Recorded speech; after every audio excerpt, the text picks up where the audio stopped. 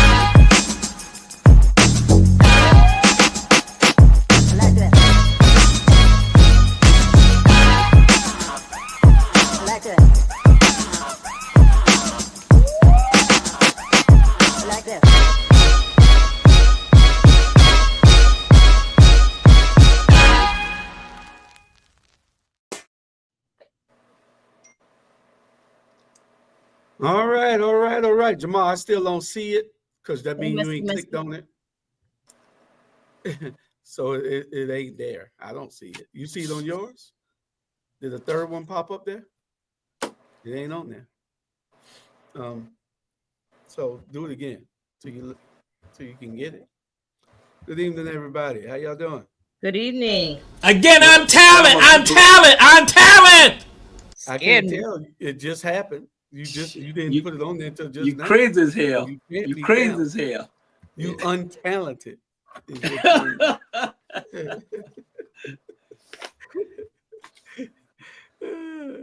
He talent. He the talent. You muted. I gotta say bees right now. I'm trying to say some bees right now. Don't come bother me. I'm trying to say bees. Bees? B-E-E. Bees. Hold on. Yeah. There you go. Let me put my glasses on, man. Oh boy, you looking cool. There you go. Every day, boy. You looking dateable, dude. It's Wednesday night, Thursday Thanksgiving, and the night is ass time. Did you go to school with Maggie? Maggie, what's Maggie, boo? What was her maiden name, Jamal? Samuels. Maggie Samuels? She was at Herschel V. Jenkins High School, Heaven V. Jenkins High School. He wasn't allowed over there. He wasn't allowed over there. She went to Jenkins. She didn't go no foolish Tompkins. You know, untrained, uncouth, uneducated, absolutely evil. Why he talking about Jenkins like that? Why he talking about his school like that? Come on, man. Hey, if she went to Jenkins, no. But if she went to Windsor Forest and Tonkin, yes. Mm-hmm. Jenkins, we wasn't allowed to go to Jenkins because they wasn't a winner. We don't go to loser schools. Well, I want to dedicate this show to her grandson who left us on Saturday. Oh, okay. I'm sorry to hear that. Yeah, young man at 16 to sickle cell, unfortunately. So, man. Yeah, we send our prayers and wishes out to them. Mm-hmm. We'll definitely say the prayer. For sure. Yeah. For sure. So, how y'all living? All is well. All is well. We're going to have this is our special holiday show. I'm here in the radio station, and Jamal's in the radio room. And so we're going to see what happens. Yeah. Well, you got to have a good wife, and I know Jamal ain't got no woman because so he can stay there. But you got to have a good wife for you running around in Savannah, Georgia, and Pula like this. Look at this fool here, boy.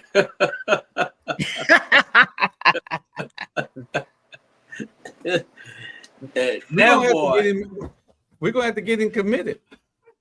We have to get him committed. Yeah, y'all take him to Memorial Hospital. The boy gonna have to be committed. That boy. If it look like I ain't shaved because I'm going out of town tomorrow, so I can shave. I can't tell from here. Shave them night. Yeah. Look at him. He tight as hell now too. I know it. Yeah.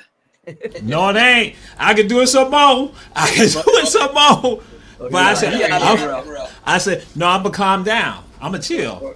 You train that over there with Sam Potter, so you good. Good evening, everybody. Good evening. That boy needs something so bad. Sending our prayers out to one of our co-hosts. She's been sick the last day or so. So we hoping, Sandra, that you get well and give us all a call so we can check on you. Hope you're watching the show. And if you're not, absolutely. Listening to Hot 2100 Savannah tonight. Make sure that everybody's on Hot 2100 Savannah. Hot 2100. Don't y'all forget that. Hot 2100 Savannah. Tune in. The perfect storm tonight. Okay. Y'all ready to get this show started? Yeah. I'm gonna need that storm tonight. I'm gonna play some music right there. There you go. Yeah. Okay. I'm gonna relax their mind. Oh boy. Well, we're gonna make sure that we have and that's Alien Nation. We're gonna make sure that we have that music on that you won't even have to touch the dial. There you go. There you go. For you. You ain't gotta go and key it up or nothing. Hey, there you go. We're gonna have it. Slow song. We need to get that 12 o'clock music too. That 12 o'clock music, nothing but slow grinding music. Yeah. There you go. Yeah, we got there you go. The slow grind hour. But Jamal, the slow grind hour from 1 slow. Jamal, I need a slow. 2. Hey, I need something slow. I don't need nothing fast. You remember that? I'm a slow man. Yeah. Hey, you don't give a good woman fast. You roman her, you unwind her and relax her mind, Jamal. Remember that. So bring me some Teddy Pendergraph on there now. Oh shit. You don't give a good woman fast. I got a grown woman, Jew. I got a grown woman tonight. I ain't got no little kid. Oh shit. Oh boy. Okay. Well, we're gonna go ahead and get started. Since it's us. You know, we got let's look at these 11 lessons. Y'all pay attention to these 11 lessons. 11 things people learn too late in life. 1. The less you say, the more your words will matter. 2. Don't take everything personally. Not everyone thinks about you as much as you do. 3. When you focus on problems, you'll have more problems. When you focus on possibilities, you'll have more opportunities. 4. No matter how much it hurts now, someday you will look back and realize your struggle changed your life for the better. 5. You meet people for a reason. Either you need them to change your life, or you're the one that will change theirs. 6. Never be afraid to try something new. Life gets boring when you stay within the limits of what you already know. 7. You will never truly know the value of a moment until it becomes a memory. 8. Once you begin to take note of the things you are grateful for, you begin to lose sight of the things that you lack. 9. If you do not have control over your mouth, you do not have control over your future. 10. Life is a mirror and will reflect back to the thinker what he thinks into it. 11. The only person you have to face in the morning is yourself. Be unbeatable. Ashe. All right, y'all heard them. Yeah. 11 things. Mm-hmm. 11 things. Absolutely. I like the one where he say, you're going to have people come in your life to change you, or you're going to change that person. Yep. It's all of them was good, but it's like, sometimes you can talk to a stranger for 2 hours, and you seem like you know that person for 10 years. Because the conversation keep going. You know, I ain't trying to tell my business, but I'm telling my business. Fantastic. I'm telling you, man. It's like, that's why I'm glowing. You see, I got on the jacket. I'm glowing, man, because that woman just made me feel comfortable when I was uncomfortable. And everything that man said is absolutely true. Period. It is. Yep. All right. We'll hear more about this woman later. You know, I got a lot of them. Shit. I got. That's what I love. I drink to them. I got a lot of them. Shit, yeah. I'm like Kroger's. I got one on every aisle. Any one of them hit That you? can be expensive. Any one of them hit you in that spot? Cozy, not that spot. I'm talking. Any one of them hit you in that? You know what I mean? You know, connected with you. Woo. Jamal. Look at Cozy's eyes. That wasn't me. Shout out to the Veterans Day. I mean, Veterans Month. Cozy, did you hear me? I said, did any one of them hit you? Yes, but I forgot what it said. Something about your words or your mouth or something like that. Yeah. I don't have my pen and paper tonight. But yes, I receive all of them. They all are applicable. Absolutely. Yeah, they all were good. Absolutely. Yeah, they all were good. I got to admit that. And Jamal? I was going to say that they were all fine. One that can be added to it is Jamal is talent.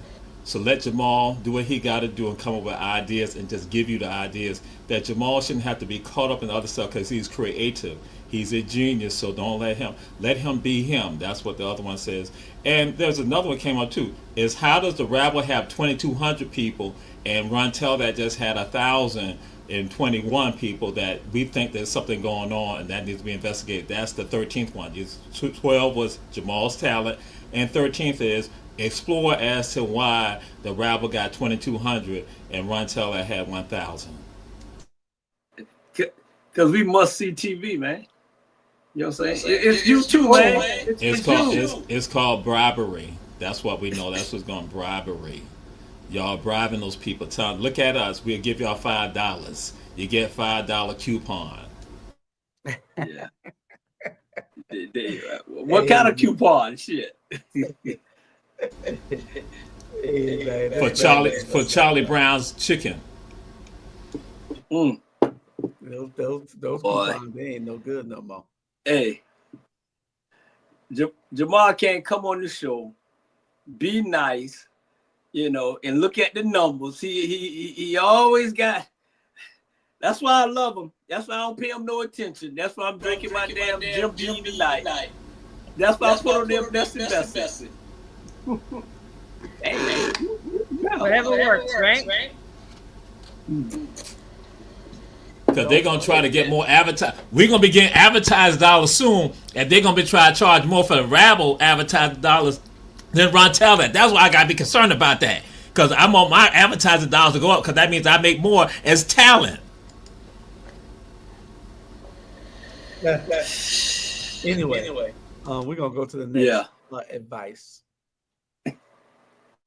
3 pieces of millionaire advice, but they are from the Bible, and we're starting off strong with number 1, because number 1 is to diversify everything. Diversification is not a new concept. It is in the Bible in multiple places, but Ecclesiastes 11:2 says, "But divide your investments among many places, for you do not know what risks might lie ahead."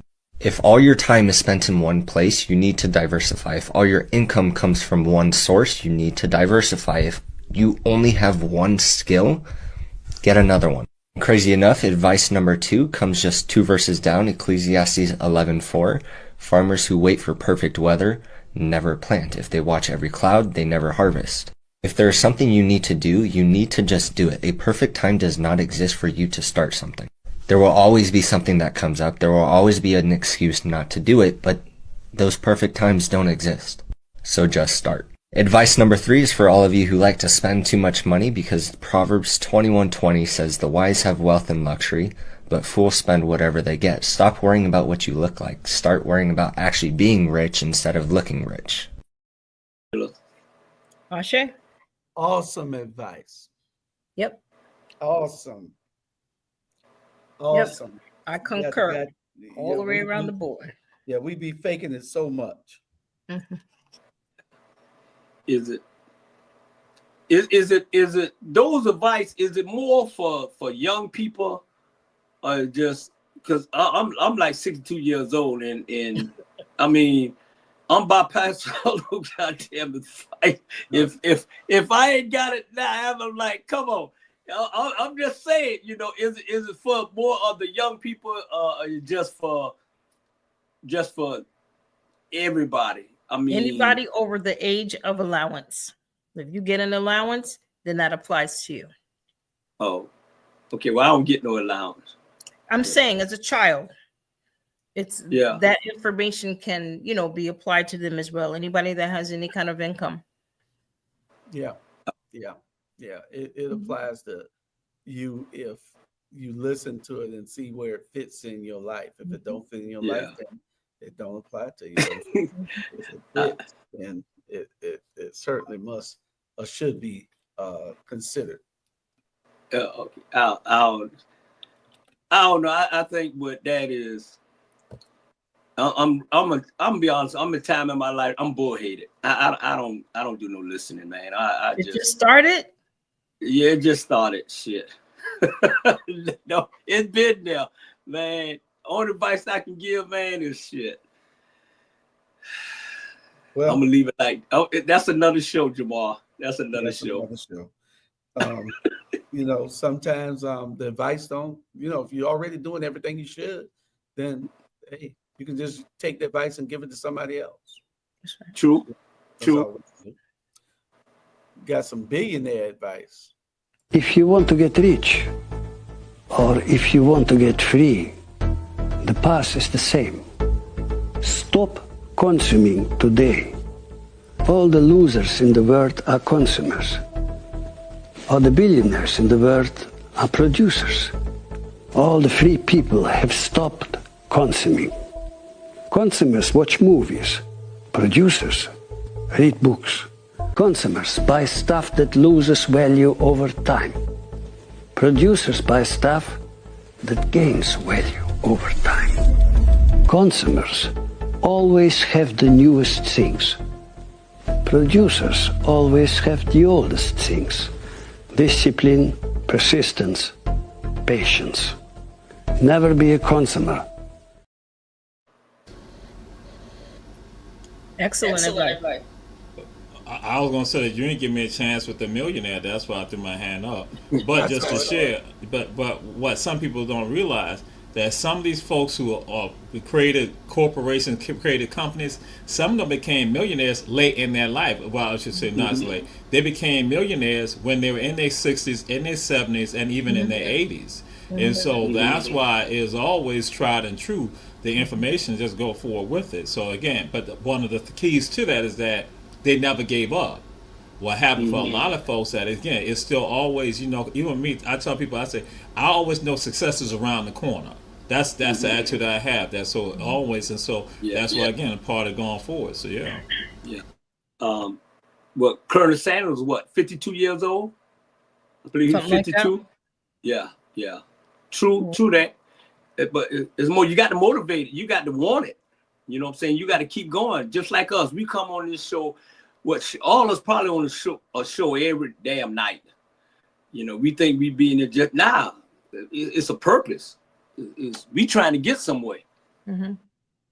Like Jamal say, he right. You can be 100 years old and still hit it. Yeah. But I hope I can be 100 years old and really hit it. You ain't gonna be hitting shit. Hit it, lick it, something. Honey it, blue pills it. That's gonna be really expensive for you, I'm telling you. Man, please, they find I'm 100 years old and still kicking it with the shit, they gonna give it to me for free. Not good. I mean, you might be smelling like mothballs at that time.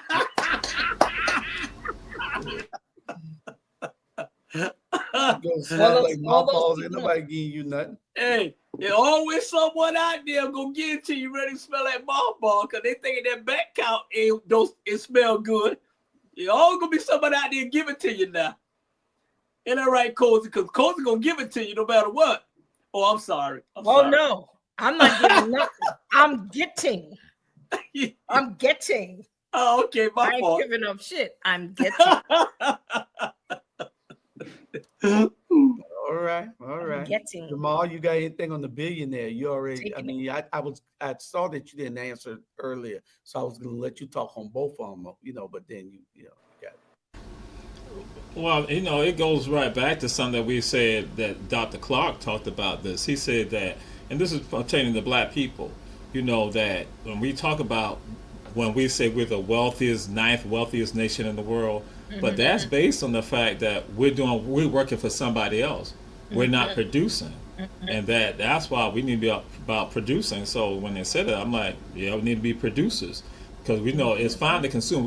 People got to consume anyway. Even billionaires consume stuff too. When you got golden toilets and other stuff like that. Why the hell you need a golden toilet? You don't need no doggone golden toilet. No platinum toilet. You don't need. But that's what billionaires, they're going to do that too. So. But then also some billionaires also, they don't do it. One thing they do, they have access. Now let's go and say this. Elon Musk, per se, what does he do? He goes in and he accumulates. Somebody else has done the production. And that's why people go at him and then they try to make excuses for him. It's about, we got to be producers, just to say that's why Julius Hall had me, down here in the radio station when I should be farming, doing just like the farmer, but I can't farm because Julius Hall got me right here in this station. So it's about producing. So we're trying to produce something that's going to be successful for everybody. So everybody, get a piece of that pie. So I'm down with producing. So see how I said that? Yeah, getting the big bucks. Yeah, you're a producer. You're the talent. The thing is, we got to stop buying so much stuff that don't have any value. We buy things every day that don't have any value. I don't buy shit. If I buy something, it is to add value to whatever I'm trying to get done. That's what I do. I don't buy nothing. I'm serious. I don't even buy a pair of tennis shoes or a pair of socks. Yeah. It got to be value. I brought these shirts here so it could add value to the company. It ain't nothing I buy that ain't for a reason to move all of us forward in what we're trying to do. That's part of what it is. Okay. Now here's something that y'all probably gonna jump on about. So you know what? I'm gonna say this. I'm gonna save this. After you teased it, Yeah, I ain't gonna pull it back. I ain't going to that right now. I'm gonna go. I'm gonna go to. That's not good, in it, Cozy. When you pull back, tease. That's what I said. Look at Jamal's face. It's messy night. That's Friday night. We'll be right back. Need your garments cleaned with care and with a professional touch? Then bring them to One Price Cleaners in Garden City at the Old Farmers Market on Highway 80. Service you can count on.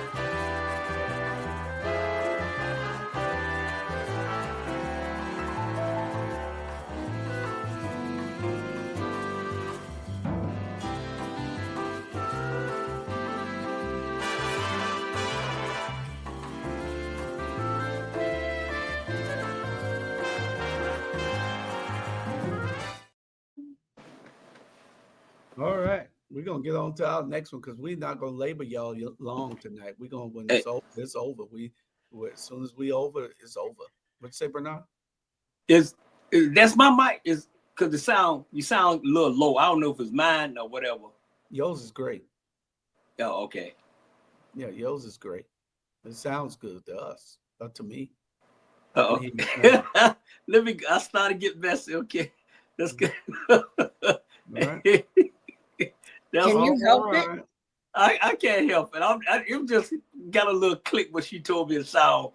She said, anyway, go, Jill. We regrettably only dream the size of our exposure.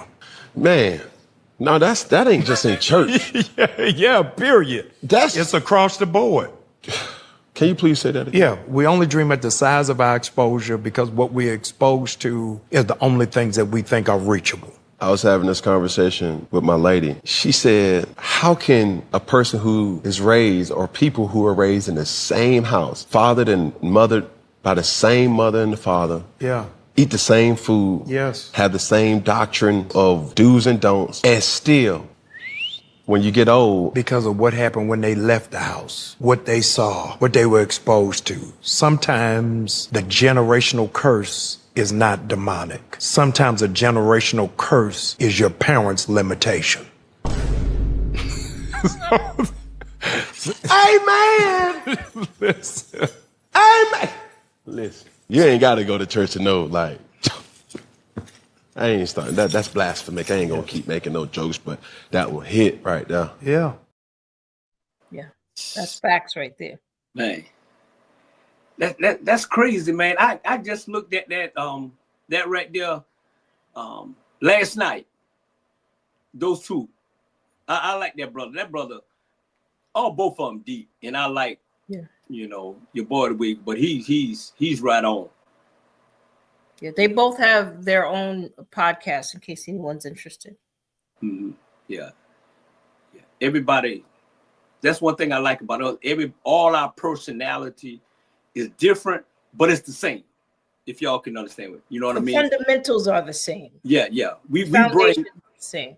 Right. Yeah. Right. We bring certain things to. Yeah. Certain things. Certain common things we have. Yeah. Yep. That is true. That is very true. Very, very, very, very, very true. And you sometimes your parents limit you because, especially these days, because the parents are so young that they don't have exposure to everything that they should have had growing up. So they're having babies young, so they got to be exposed to those things also at the same time as their kids sometimes. So hopefully that trend will change in the next 20 years or so. But it's a trend, and it takes time to get out of that cycle. All by us saying the things that we say, by us giving out information, pertinent information that's going to help our community. It helps to change things. People might not think so, but it does. It does. Dr. Jamal, you had anything you wanted to say? I want to say this element right here. People talk about generational curses, and that becomes an excuse. I'm just going to be frank with you. It's just an excuse for some people to go and say, we have a generational curse in my family. No, it's not, because and this is, and so I got, it's some other things somebody shared with me, the message through TikTok. Somebody knew me from Savannah State, and I go look at some of the people and some of the things that they make excuses for some of their actions, and then they go and say a generational curse, and then guess what? People just run, oh yeah, no. I'm like, no, that some of you know for a fact what is right and what is wrong. Yes, I'm not talking about some esoteric, philosophical, like what is morally right, what, like, fool, you know what is right and you know what is wrong. That's just clear about that. But then you're going to say generational curse. We got that in mind. I'm like, no, you know what was right. You know what you should have been doing. And so I got to say this at times. And so, yes, sometimes with regard to our parents and our grandparents, that they may not have been the best examples, but you got all these other examples out there that you see just in life in general. Right, you got rules of law that comes into play. You know you were not supposed to go kill that person. You know that. Right. You know that money did not belong to you, that you saw that came out somebody's pocket, or that you know that somebody was working for. You know that. So they say, well, this is a general curse in my family that we've had being exposed. I'm like, yo, check this out. You know what's right, you know what's wrong. And some of it I tell people, because I tell people I don't like faddish activism and pop culture activism. I don't like faddish excuses and pop culture excuses, because that's what happens. And so sometimes we make that, that's an excuse, and then we feel, oh, poor baby. I'm like, stop that. They knew what was happening, because you're a man and a woman, and you know you were not supposed to come and cause harm to me. Because when you did that, now you got repercussions behind that. You're right. And they be saying, you can't hit them. Man, I beat their ass. My little girl, I beat them ass. Trust me. I give them hard, tough love. I don't give a damn, because at the end of the day, I tell people, when your kids leave your house, they representing you. Okay? So if they go out there and act a damn fool, I was too scared to do anything wrong, because I know my mama gonna find out before I even get home. So somehow that shit, kids was having kids, but you got to realize this beat their ass.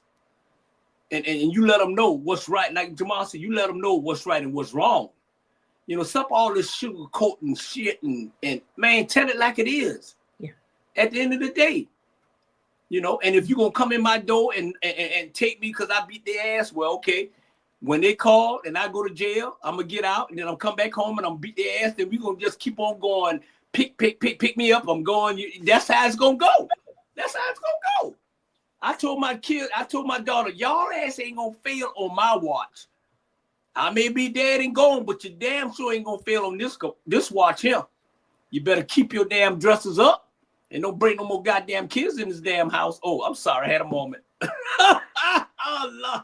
I'm sorry. What I'd like to add, the good thing about generational curses, when they exist, because some of them are legitimate, is that they can be broken. For example, my grandfather, from what I was told, was a hellraiser and a yeller.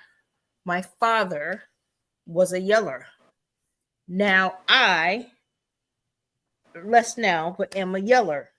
And my daughter and I had a conversation about this and how she doesn't like it.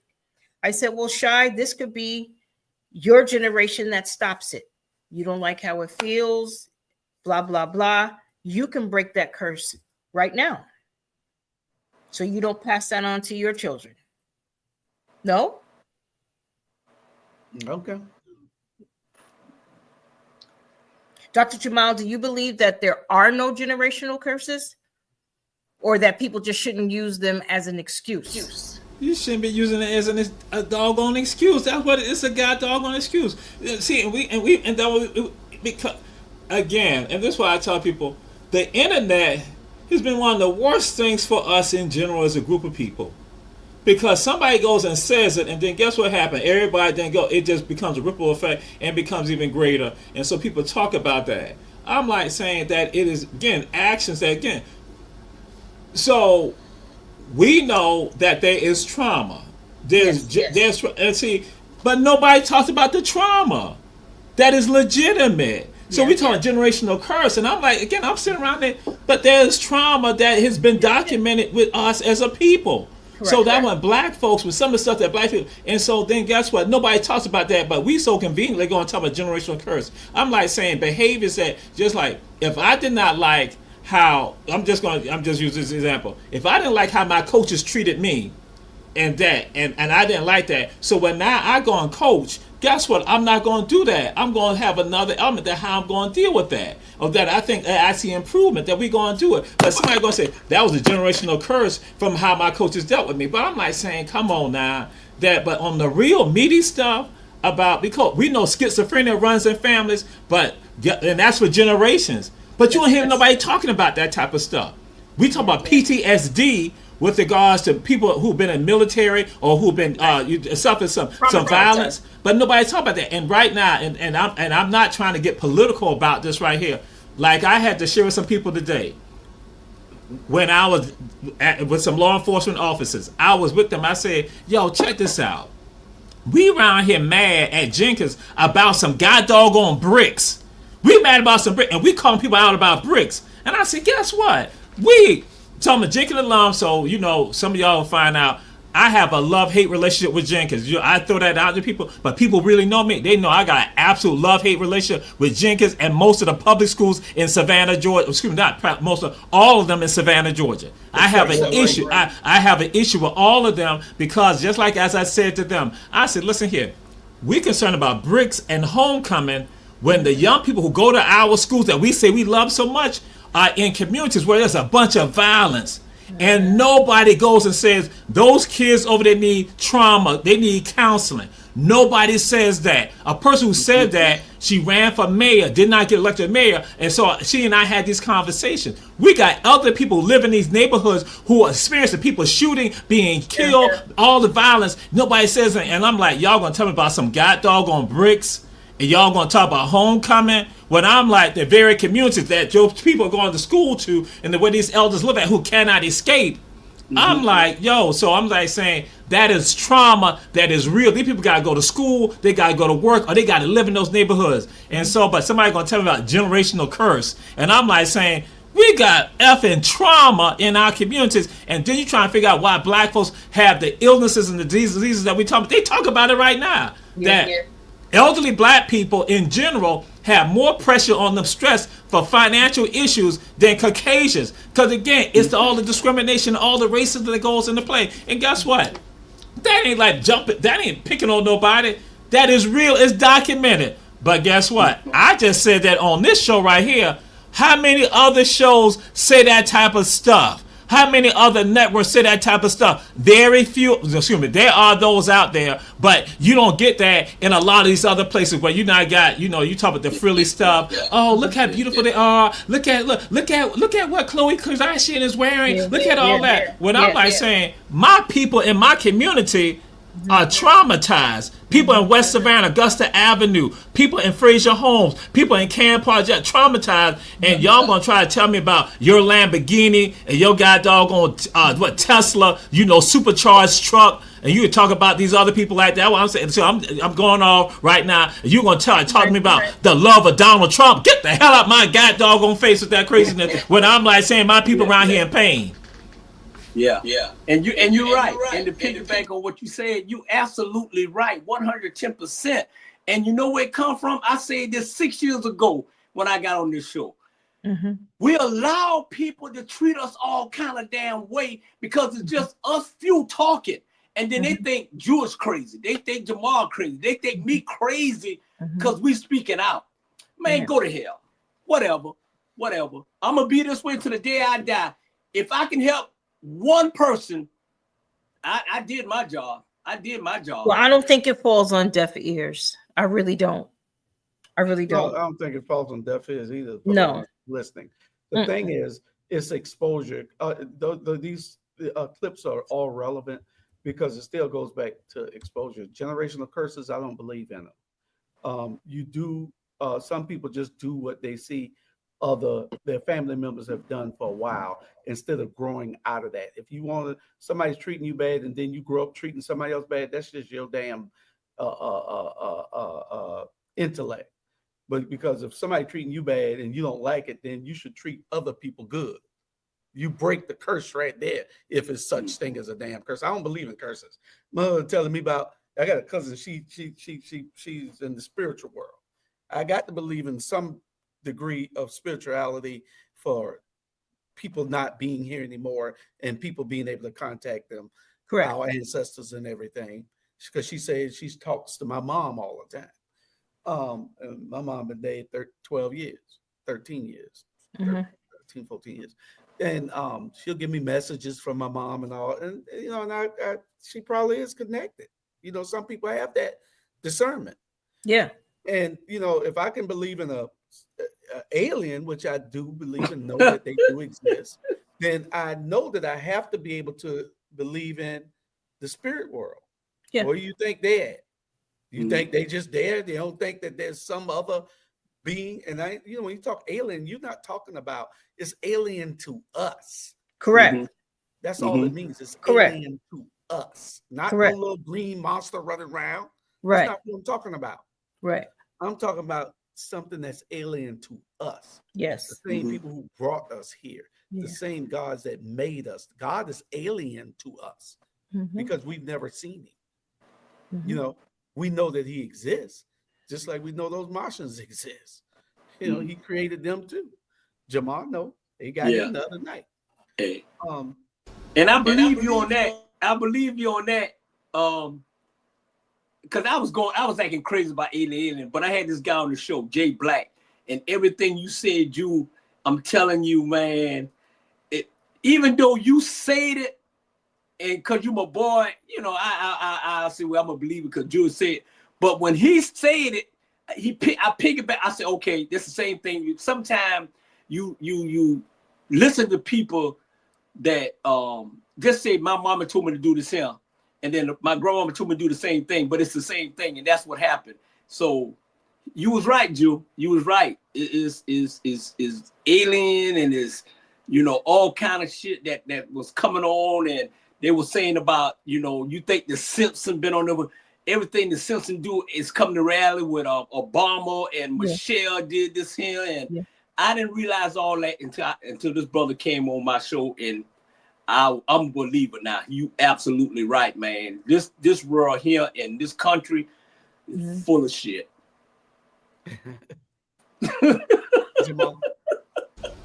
Now, I'll say this.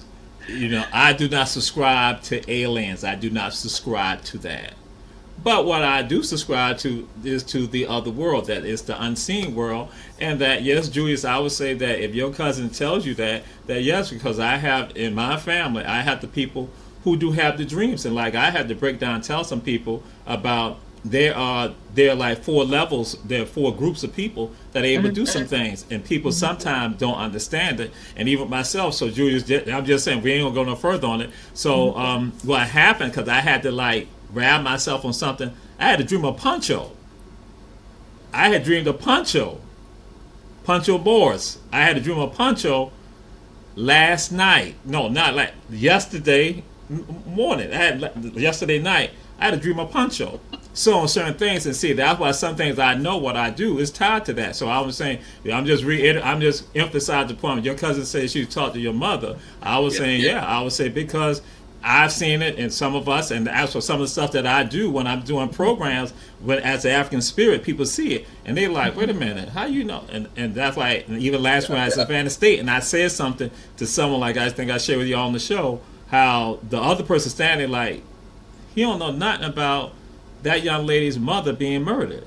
But he is talking about some of this right here. So, and I go and say, you know, so yeah, I just want to emphasize that. But again, we do not subscribe to aliens. We do not believe in aliens. No aliens. I know what you're going to say, but they ain't aliens. We angels ain't no aliens. Yeah. You an angel? You an angel? Oh yeah, people know I'm an angel. People gonna tell you Jamal's an angel. I am an angel. Right. That's why I have to deal with this right here. Because I'm in this world. That's why I say I'm in this world. That's why I function like that. Because I am an angel. People gonna tell you. My people from Sebastian, 1501. Who is a real angel? My people are going to tell you, I'm an angel. I am an angel. Yeah. But I'm just like saying, but they're not, huh? No, I'm not. No, I'm not. No, I'm not. No. Hey, God put the most beautiful angel out of heaven, and he was the devil. Sure did. Now, that's on the one spiritual foundation. Others going to tell you that Satan was not an angel. Satan was a jinn. That Satan was a jinn. That he was a jinn. A jinn was in charge. He was a jinn put in charge of angels, because again, angels must do the bidding of the Most High. Jinns are created out of fire. So and they have, because again, that comes into play with regard to passion. Just like it got adapted, the jinn got adapted into Western culture. It's something y'all call the genie. And so, what is the genie? The genie gives you whatever you want, whatever your passion. It doesn't matter. And so that's why, they'll say under one spiritual foundation, which we respect that, they're gonna say he was an angel. That again. But then also the others gonna say no. That was some other people. Billions of people around the world gonna say they're like nah. They're like Lucifer, Satan, Iblis, whatever his name is. They're gonna say no. He was a jinn that was in charge of the angels. That's why in that jinn known as Satan, he was upset with God, that God would have said, I will make man and woman in charge of the earth and of the realm. And that's when Lucifer is sitting back saying, wait a minute, I'm not made out of clay. You made them out of clay and stick and clay, but then I am fire. So that means I am better. And so basically, but the mission has been of Satan is to do this right here, to show the Most High, to show the Creator, saying that you put them in charge of the realm, they're not worthy of it. I should have been in charge of it. So, and that's why what people going to tell you, again, the other spiritual foundation said that the devil cannot do wrong. That was people, I say something about it. The devil can't do wrong, but the devil can do. The devil can come whisper to you. And all that is that's why it goes right back to that generational curse stuff, where people go on and say, the devil made me do it. No, it's not. You did it. You knew right and wrong, but you made that choice with the God. You acting like nobody knew that. You but no, that what the devil whispered to you, and that's why the devil say, see Allah, see God. Those are the people that you put in charge. They can't be in charge because they still go do the evil. I just whisper to them. I don't go do the wrong. It's them doing the wrong. That's why when people do wrong, they try to put on the devil. Ain't no devil. That's you doing the wrong. We're gonna pass out the collection plate. Okay. Clear it up, devil. Clear it up. Clear it up. Yeah. Here we go. Boy, this show, the last couple of weeks, boy, this shit was getting deep, man. Y'all entertaining and learn. Y'all educating. Got to get deep. That's right. Listening, learning, and teaching. Yeah. There you go. Remember this old school when the Chrysler 300 first dropped? You was like, what is that right there? Then your boy was like, that thing look like a Bentley in that thing, dog. And then they would tell you stuff like, oh, this is the Chrysler 300. It's like a Bentley. And so people start getting them Chrysler 300s. Everybody would say, it looked like a Bentley till a Bentley showed up. When a Bentley showed up, the front of the Bentley like this big, the tires like this big, the doors open a different way. And I was sitting like, it looked like a Bentley, but it ain't a Bentley. But it can pass as a Bentley till you see a Bentley. That might be why people don't want you to come around. Because they can impress people who don't know no better till the real things show up. That's why you be sitting at home like, why y'all didn't tell me? Because when you walk in the room, all the energy go to you. So I tell you what, I'm going to let you be a Chrysler. I ain't going to stop being a Bentley. Don't stop being you.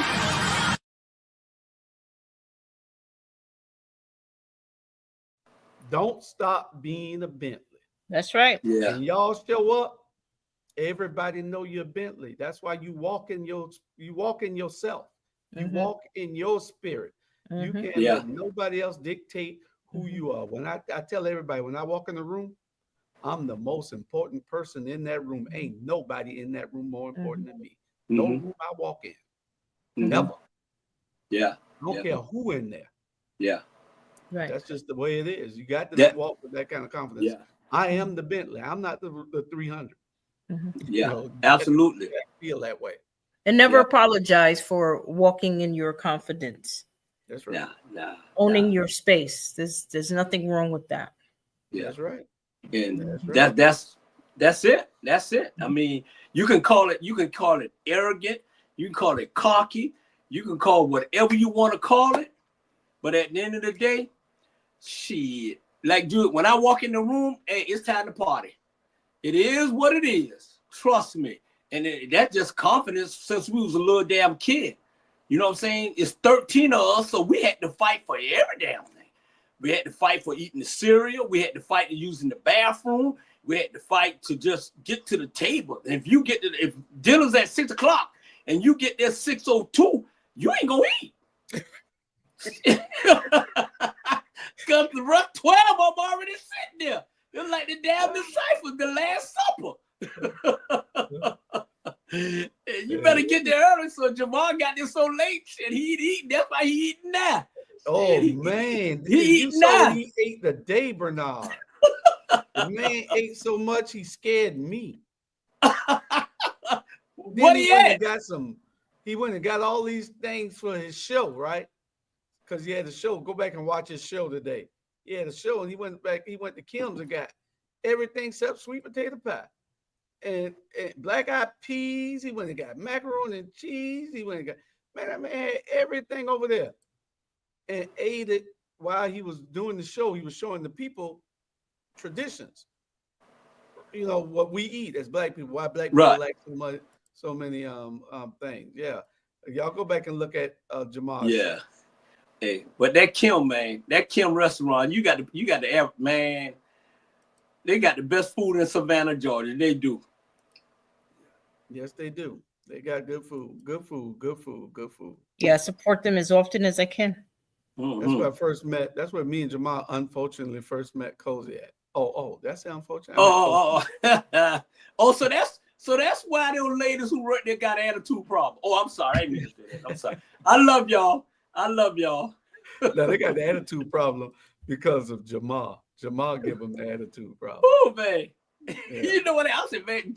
And then Drew bust me out talking about, you know, he just was talking to you. He said, y'all got an attitude problem. I'm like, damn, now I got to explain myself. Yeah, I went right back and told him. A good tip will clear all that up. It did. We go. This one is for Bernard. Can you explain this for us, please? So the restaurant got paid parking. We got to pay them to park it, or they gonna how that work? We park it ourselves. We got to pay $40. Okay, all right. So to get my haircut, I got to pay to park my car. To go in there, y'all got y'all own parking lot. I'm trying to see why I got to come in there and pay y'all to park my car to get my haircut. That don't make sense to me. So if I come to your apartment, I have to pay to park my car to come inside your apartment, even though I'm your guest. Like y'all got no residence passes or nothing. Well, shit, I ain't coming. You have to come see me. I'm not gonna come up. Why would I come see you and pay to park in your? I'm coming to see damn you. You don't want to pay it? So in order to get gas, I got to pay at the pump to pump the gas that I got to pay for. What kind of shit is that? Whoa. So in order to come inside the lounge, I got to pay to park. Then I got to pay to get in. Then I can't just sit down. I got to pay for a section to have a seat. Then when I get the sections, I got to pay for a bottle, for a $300 bottle, and then. I'm about to pass out. Let me get this straight. So in order for people to come inside your restaurant, they have to pay to park. Ain't the goal to make money from the food and the drinks? What, you trying to make parking money too? And on top of that, y'all parking lot got potholes in it. What kind of shit is this? Hey, we just gonna get an Uber. We just get dropped off because I ain't with that paying for parking shit. Hell no, I'm not doing that. That's Atlanta, Joe. I love his That's video. Atlanta, boy. Woo.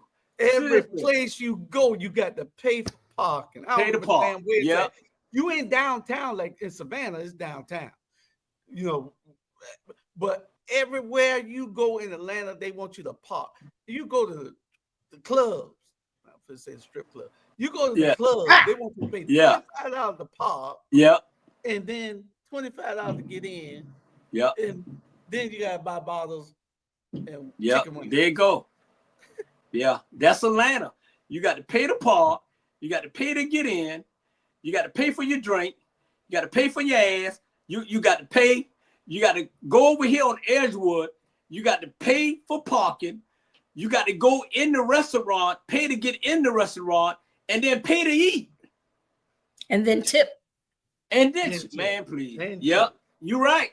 Only in Atlanta. It's not just Atlanta, though. I mean, nah, but you can't help large it. city. Any large city, you have to pay. But Atlanta's for parking. terrible.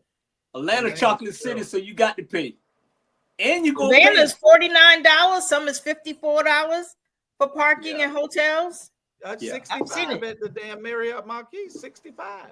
Yeah, yeah. But you're gonna have a good time, though. You gonna have a good time, innit? Depends on Dude, what you you're gonna have a there good for. time, right?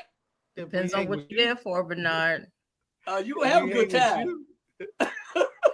You gonna have a good time, shit. I mean, Jamal scared to come up here and stay with me for 1 week. Look, I got a bed right over there for him, man. 1 week. He won't go back to Atlanta. Hey, he might not go back. You can't. He ain't gonna go back. Hell, I know he ain't. Yeah, he ain't going back. Right. We'll be right back. Hey there. Are you ready to amplify your voice and embrace your passion? Tune in to Our Black Media Network, where community comes first and every story matters. We're here 24/7, delivering powerful content on everything from financial literacy to the latest in sports and mental health. We are unapologetically real, reflecting the heartbeat of our community with programs that inspire, empower, and drive change. Join us on all major media platforms to celebrate our unique voices and advocate for the change we want to see. With over 50K monthly viewers, our network is your go-to destination for authentic, engaging content. Be a part of the movement. Be a part of the change. Tune in to Our Black Media Network today and let your voice be heard.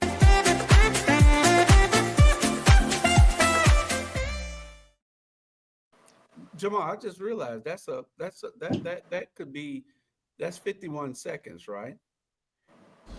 We can use that and add another minute to it for our pitch deck, because that was very informative right there. That was a very informative piece right there. Yes, sir. Yeah, I just noticed it. Yeah, I got to look at that. Let Chris add the rest of it to it. We got to cut it down to a minute and let him add the rest of it to it. Yes, sir. And get it. Yeah. Okay. All right. What we got next? We got a few other things, but y'all be the Bentley. That's what I want to make sure y'all do. Y'all just be the Bentley. Here's how Black saved Cadillac. Y'all riding around them Cadillacs. Y'all wondering why all the black people was driving Cadillacs? Here's the reason why. You know that Black America saved Cadillac in 1934. Cadillac wouldn't even exist today had it not been for Black America in 1934, and I can tell you exactly how they did it. First, you have to understand Henry Ford had 3 car companies. First was a complete failure, sold the assets. He had a second car company which failed, and a man named Henry Leland bought it and turned it into Cadillac. And then Henry had a third company we know as Ford Motor Company. But Henry didn't really do the work. He hired some brothers and then tried to cut the brothers out. Those brothers started a car company named Dodge. So I want you to understand how incestuous this is. So Henry Leland started Cadillac. GM bought it in 1919 from him. So now General Motors has it. It's one of the top luxury brands in America. But when the Great Depression hit in 1928, nobody had money, right? So you don't have auto loans. They did not exist back then. So if you couldn't pay cash for a car, you weren't getting it, and banks failed, nobody had money. So Cadillac lost 85% of their sales in 5 years. They're literally in the board meeting to shut Cadillac down when their service manager nationwide come in and goes, I think I can save the company. Like, yeah, whatever, how? He goes, we don't sell to anybody but white people. And Black Americans in the South will pay white guys $300 cash over and above the price of the car so they can drive. The elite, the judges, the attorneys, the entertainers, go for it. And Cadillac's like, what do we got to lose? So in 1934, they opened it up, the first car company ever to have integrated sales. And Black Americans bought so many Cadillacs in 1934, sales went up 70%. Now I want you to ask yourself, this is the Great Depression. Nobody has money, there's credit lines. How can Black Americans afford to save a luxury brand? How? They couldn't put their money in banks. And all the banks failed, all the white people lost their money. The law of unintended consequences kept Black America from being harmed by the Great Depression like everybody else, believe it or not. And I talked to a gentleman who said the only reason my granddad said he knew it was a Great Depression because he saw a white man picking out his trash. I was like, wow. So, in doing this, it turned Cadillac around. And Cadillac became the first auto manufacturer to hire Black Americans to sell the design and style team, not just the factory. So Cadillac became one of the first integrated brands, and a lot of times we have stereotypes about Black America loves Cadillacs. Now you know why. They save the damn car. I did not.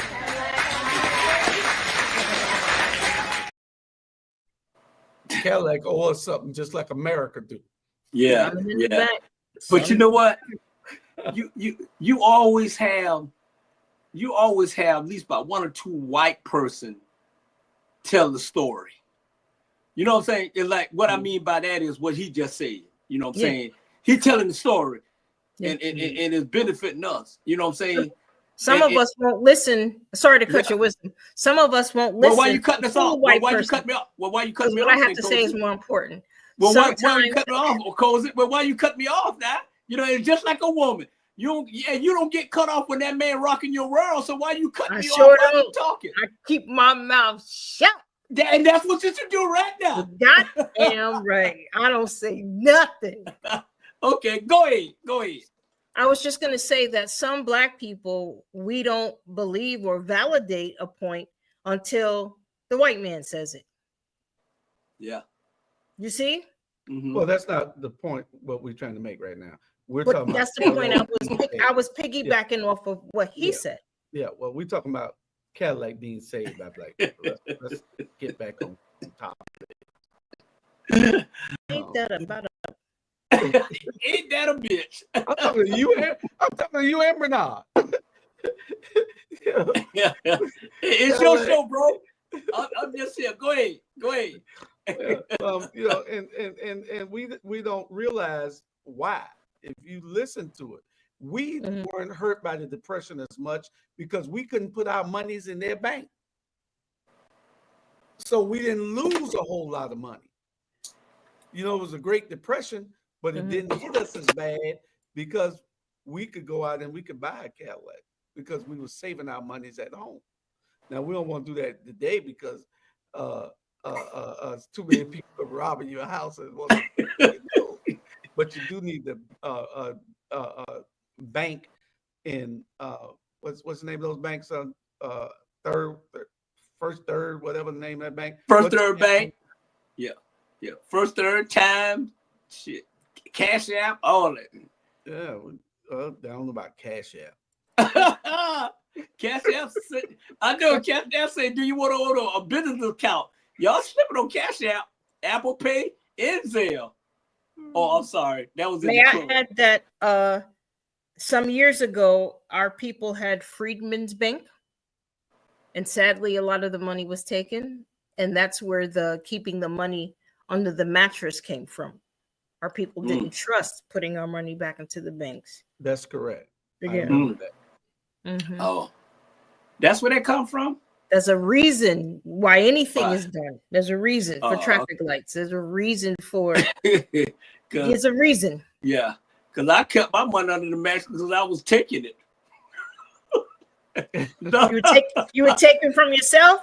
No, I would take with somebody else. Go ahead. Let's move on. So when you were done, you told her just reach under the mattress, right? Let's take move her on. feet. Let's move on. Jamal. Sure, you're gonna give us some history.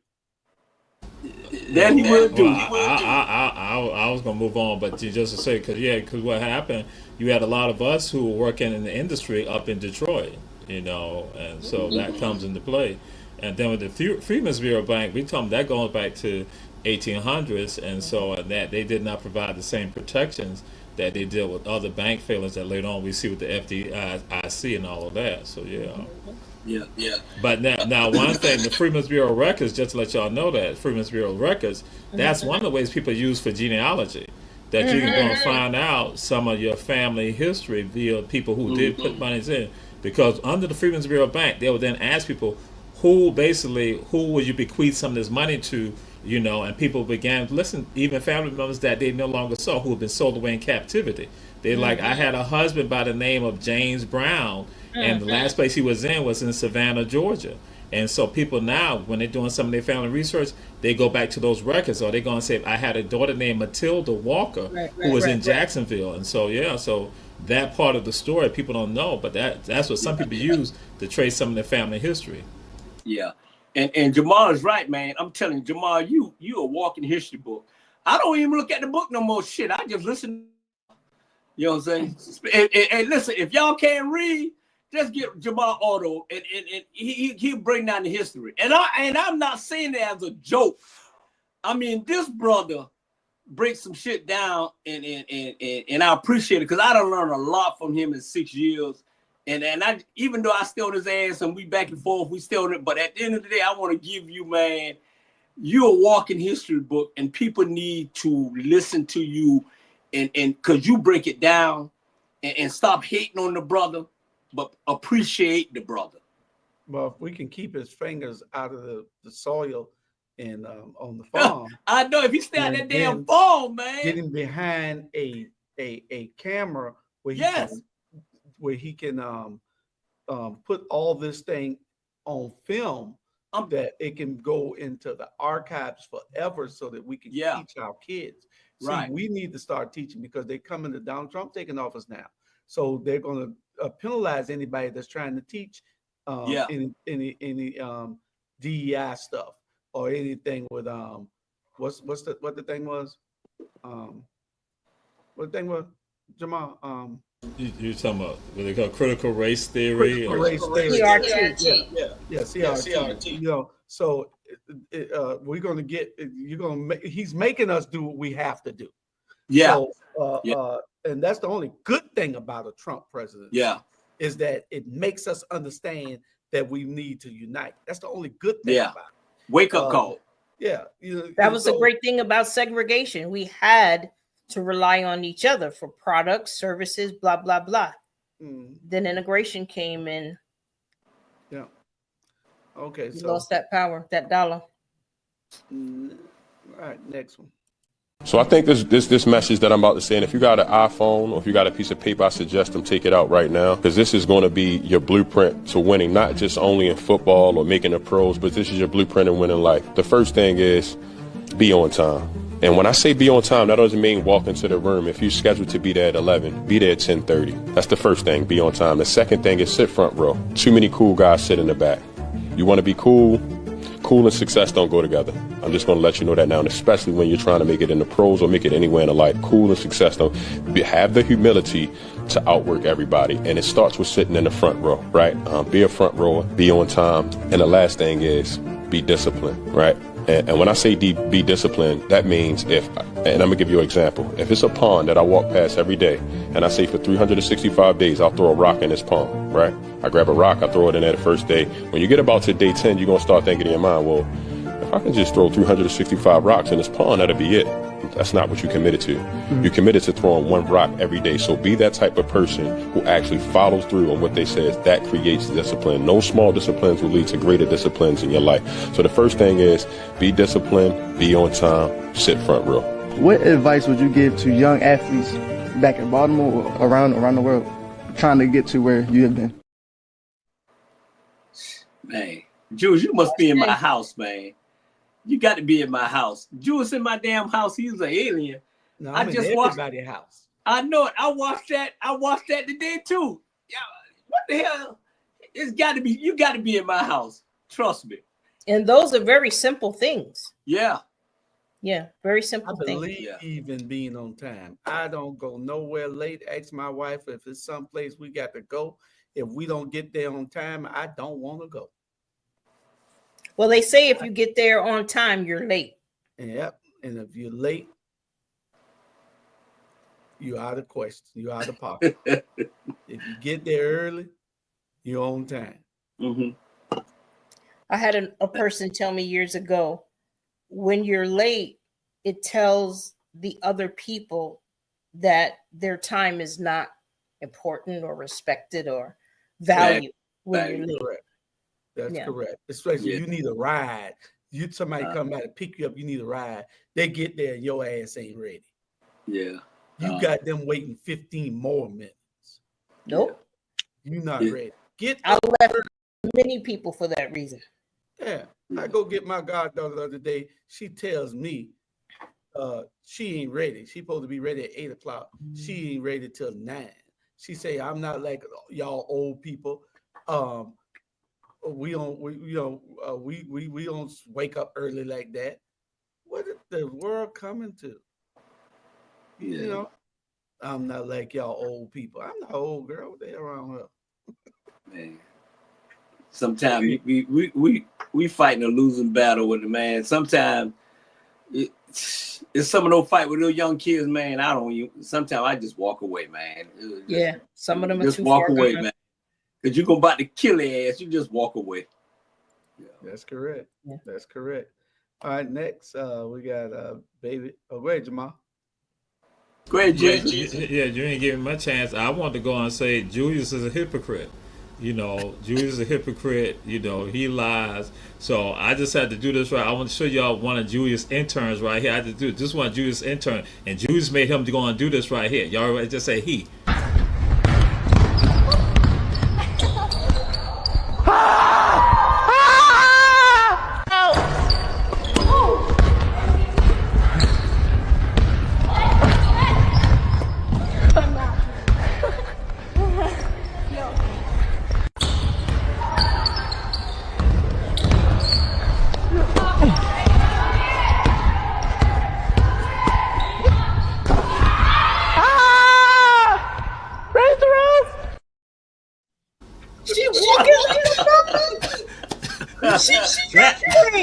That was one of Julius' interns that he had go to the girls' basketball practice that act like, so that's Julius. So that's why I'm listening. But he's saying to y'all, to the whole world, see what he does? Yeah. So don't play on the young people. Julius contributes to that too. Yeah.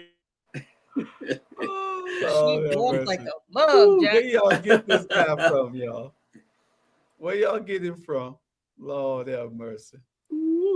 I tell you, hey, Jew, I ain't mean to, man, you going too fast, man. You got all these beautiful women popping on there with the comments, man. I'm trying to write their name down, man. You going too fast. Slow down, man. Shit. I know. I just got to go back and watch the whole show. That's all. Okay. It was a fine something, boy. Right, we ain't got but 3 things left, y'all. We're gonna try to get out of here early tonight. We got 3 things left. Okay. How many kids you got? I got 3. You got 3? Yep. How many baby daddies? I have 3. You got 3 baby daddies. Yes. Okay. How many kids you have? I have 2. How many baby daddies? 2. 2? Okay. So you didn't think after the first one that you wanted to marry the next one? No. No? How many kids your you preference? have? I have 3. You have 25, 3? 18, and 12. Okay. How many baby daddies? 2. 2. Mm-hmm. Okay. But I just want you to understand, when it comes to a man of top tier, we give you a few from one man. If you have multiple from a different man, that disqualifies you. He said nothing wrong. Like, it devalues the woman when you go through multiple men and have multiple baby daddies. We don't want to deal with that. If you got 3 kids and 3 baby daddies, it's like, damn, your decision-making skills are horrible.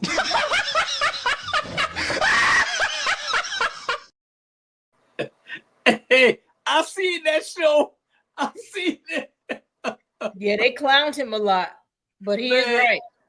Yeah, man. That brother, man, I went downstairs after that, man. I was like, this dude, come on now. I mean, even though it was true, come on, man. You don't be disrespectful. I mean, think about it. You know, you go to a girl house and she got 3 baby daddies, and by the time you're over there about 2 weeks, you find out, oh, she got 3 different baby daddies. I got to deal with Rodney. I got to deal with Bubba, and I got to deal with Shaquan. Damn, you know, and I got, you know, some of them look kind of rough, and if I end up knocking the kids out of the head, I got to come, you know. Yeah. That's right. That's what me and Jamal Singer, that's what we have to deal with, man. Hey, this one got 4 kids and it's shit, man. I don't know, man. You know, those baby mamas, and you know, welcome to me and Jamal world, man. That's what we have to deal with. That's why I go with the young ones who ain't got no damn kids. Yeah. Jamal. You know, I'm gonna say that I can't laugh at it because I mean it's a sad statement. And then what happened? You see people then get defensive about it, and people start having these issues. So again, you gotta look at some of this right here. And we talk about this, and Bernard references stuff right here that with regards to relationships, and I'm even say relationships and marriage, that we are missing a lot. And again, I'm saying that's not everybody, but you got a large segment of us who are caught into some fantasy stuff. And I'm just going to say the internet, the online fantasy, the IG, the TikTok, fronting and flogging and clout chasing and stuff like that is supposed to establish in real ties. One of the things that I used to try to impart to some of my people, when you got a good sister, you stick with that good sister. You got a good brother, you stick with that good brother, because y'all can build from there. Correct. But if you not let your boys or your girls come and influence you to not go out there dipping on that good sister, that good brother, it is havoc. And so with that, then guess what? Then the pain and the anguish that you cause for that other person, sometimes if they not healed themselves, they didn't cause it on somebody else. And then you have all this animosity, and then and I'm like saying that we don't be real about it. Men don't be real, women don't be real, and that's why it comes down to, and what trips me out is that people say they want folks to be real and be honest with them, but when it comes down to it, the ones who are going to say that often don't be honest and be real. And so that's why then you have these situations where I'm going to see people with 3 and 4. I'm just out there. That's for men too. If men got 5 different children from 5 different women, then I'm like, yo, that says something about you, and vice versa. So I'm like saying we got to get to a point now to rectify and correct that, and it becomes a battle that we got to engage in right now. And some people don't want to accept it, because I'm like, with some people, I'm like, you say you want to be real and you want to be honest, but then when it comes down to it, you don't be honest. So then what is that really saying about you? Yeah. And one thing I'm tired of hearing is like, you got these women, right? Okay. You got a married woman. Listen to a single woman.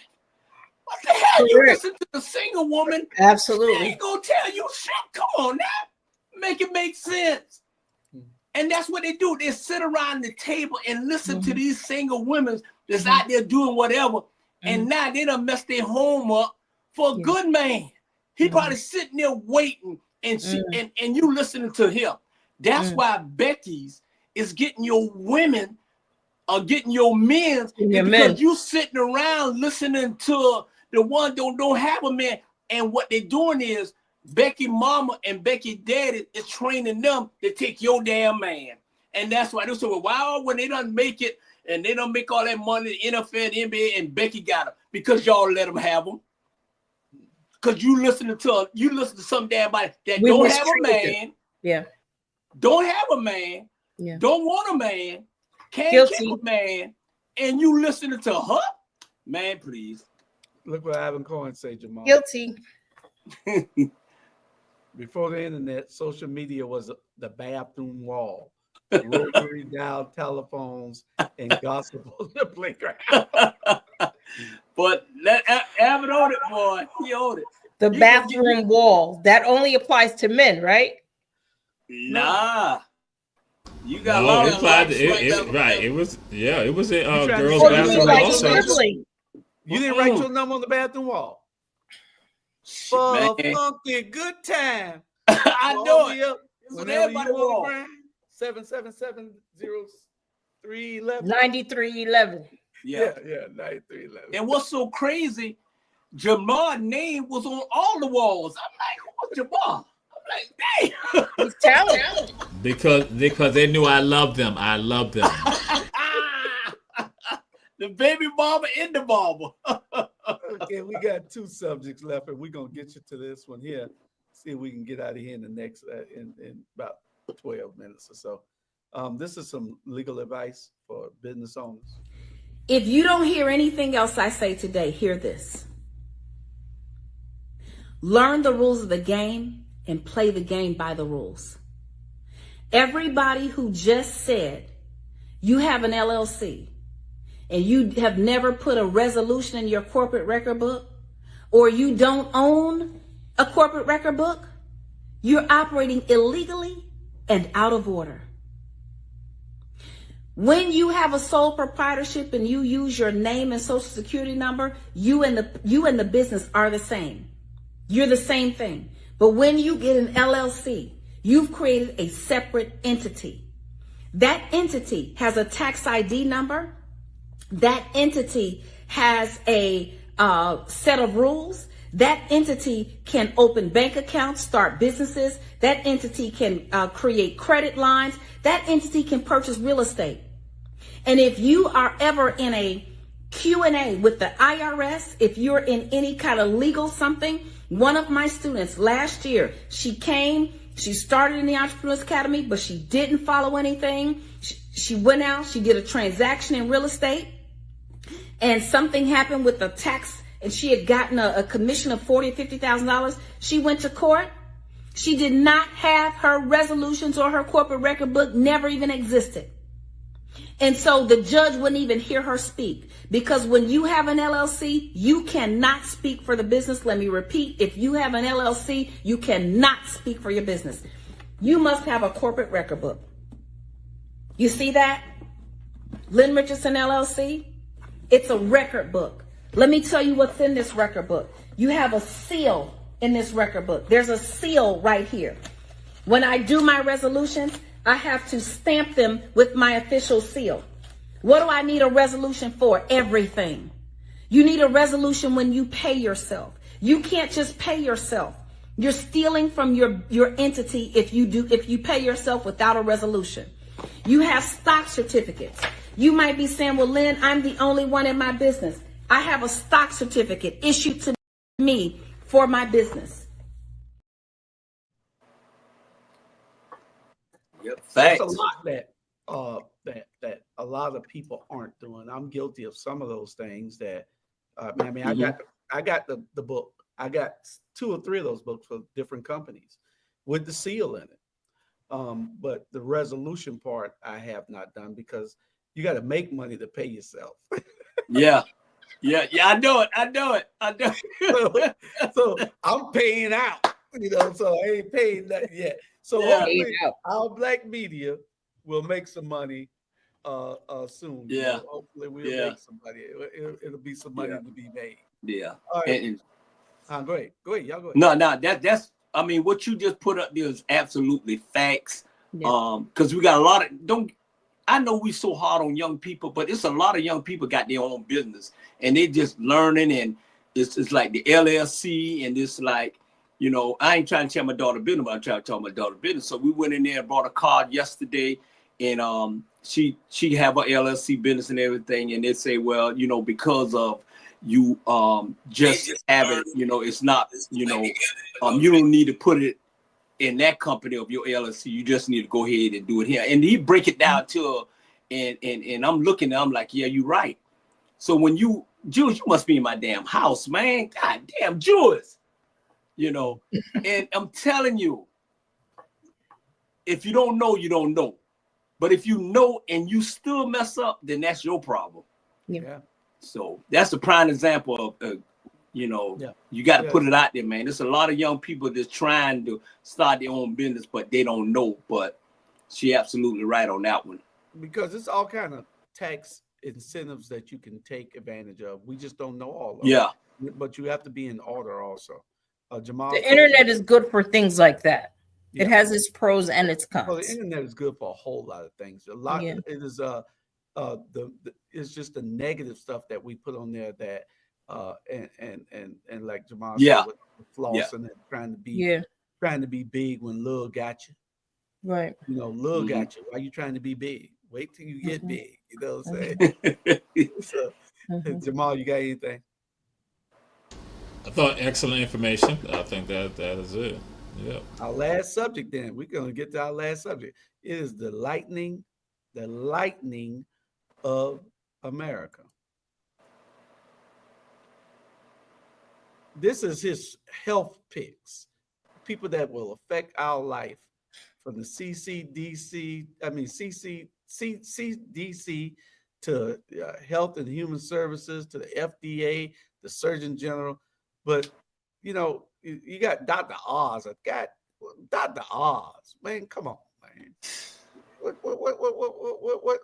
What is Trump doing, man? He's just making a mockery of the world. What's wrong with Dr. Oz? Come on, what's wrong? What's right with him? Come on now. I'm waiting to hear something valid. No. He's just a big ass doctor that Oprah built him up. Help yourself. And they got Robin F. Kennedy. Really? I mean, put somebody there that's really and truly is a damn doctor. It's something like that, man. See, that's the problem. You know what? That's why I was waiting for this shit. Messy. Number one, Trump done mess all y'all ass up who voted for him. He ain't gonna do shit for y'all. And everybody in his cabin is white. Lily. Come on. Lily White. Come on. And you think this man care about y'all? He gonna fuck y'all raw, excuse me, y'all raw up. And y'all sitting around there. That's, you know who, let me tell you something right now. Our biggest problem is us. Because we allow people to tell us what to do. We allow people to show this shit. And then y'all Negroes went out there and voted for that man. You gonna get what the hell you deserve. But Bernard, that's good. Because, see, he's showing them with this right here, he's showing them, I don't respect y'all. Y'all dumbasses voted for me. And I told you not to vote for me. You still voted for me, you dumbasses. So this is what you get.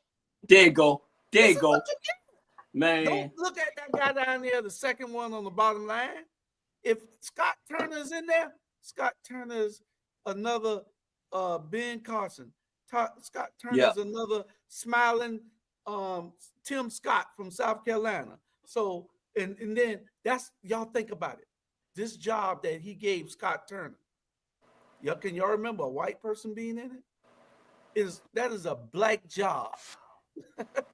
Yeah. Black job. I know some white stuff in it. And I remember back in Clinton. Man. But that is a black job. You know? Yeah. That's what they give the black, so he ain't got no effect on nothing. Nothing. And they're gonna make him the scapegoat when they start taking the vouchers and everything away from them. Y'all gonna get exactly what you did. Even the ones who didn't go vote, you're gonna get what you deserve, because when they take that Section 8 from your ass because you was too sorry to get up and go vote, then you understand what we was talking about. Next. Man, I don't. Y'all, you know what? I hate to talk about my people like that, of what I'm about to say. The words that come out is not affected with the Rabble, our black media, but y'all Negroes need a wake-up call, man. Y'all do, man. Y'all need to fact check, go to Jamal and get history, because just because you want to look good, drive good, smell good, that shit ain't gonna help your kids. January, January 21st, 2025 was when that devil get back in office. Yes. Y'all in trouble. That man don't care about nobody but himself. And so we're gonna let every single body there's a felon that got a felon, we're gonna let them out of jail. Anybody that damn done rape people or rape, we're gonna let them out of jail. Anybody that done did 52 bankruptcy, we're gonna give them good credit, because that's what he is. So what's good for the goof is good for the gander. And I understand the part where you're saying we wanted to teach the Democratic Party a lesson. We had some people, me and Jamal had some people that was talking to us, to our friends, helping us set up. And they wanted to teach the Democratic Party a lesson. That's right. And a lot of this was this, but I kept saying all before the election, this is not the time to treat them. This is not the time to teach them a lesson. Yeah. Not this time. Maybe next time, but not this time. But still, people say no, they need to learn right now. They need to learn right now. This is total disrespect to the Hispanic and to the black community. With these picks. Yeah. He's showing you that he don't give a damn what you do. All colored. He's showing you that he's gonna do what he wants to do and pick who he wants to pick, and you was the fool for electing. That's what he's showing you right there. Yeah. And see, we still have those ones with that slave mentality that don't mind being on there and would have got Harriet Tubman caught. Yeah. You know what I'm saying? Would have told Trump that Harriet was sneaking all the people off the plantation. You know what I'm saying? Yeah. Those are the ones that thinking, oh master, just give me some hot cornbread and throw me a little of them pork chitlins. Yeah. You know what I'm saying? And those are the ones who you're gonna get what you get coming. What say you, Cozy and Jamal? RG, Dr. Bryant says the Georgia Democratic Party will be making major changes soon. I'm looking forward to it. Okay. Where the hell did he get that from? Okay. Hey, look at Ivan prophesizing. Ivan said there will come a time when our black media is publicly traded on the stock market. That's right. Claim it, because Jamal looking for his 6 figures. I know it. Hey, and Jew, I know it. And Jamal, me and Jamal better have a 6 figure, because the women say if you ain't got a 6 figure, you ain't getting none what they got. You ain't getting a stinky finger. You ain't getting shit. 6 fingers, stinky finger. Yeah, that's how it goes. Yeah, they got Nakima Williams out of there, the Georgia Democratic Party. It ain't just about Nakima. It's about the messaging of the whole Democratic Party. They thought that they were supposed to come here and talk to only certain people, disregard the real people who do the work, and then win. Yeah, you won Chatham, but if you did this everywhere and you thought that was the model to follow, then you got what you deserve. Yeah. And we are going to get, it's going to be all of us suffering. I ain't saying that I'm going to be left excused from it. Everybody. But you better not mess with my damn check. Sacrifice. Yeah. They mess with my check. Jamal, last thing. All right. I've said this and I posted it on my other Facebook account. And so when I did it and I posted it on my other social media outlets, I went and said, I said this right here. But some people don't want to listen to me, so I'm going to throw it out there, and we got to know who to direct this stuff to. Black men overall voted for Kamala Harris. But why did white women betray their sisters again?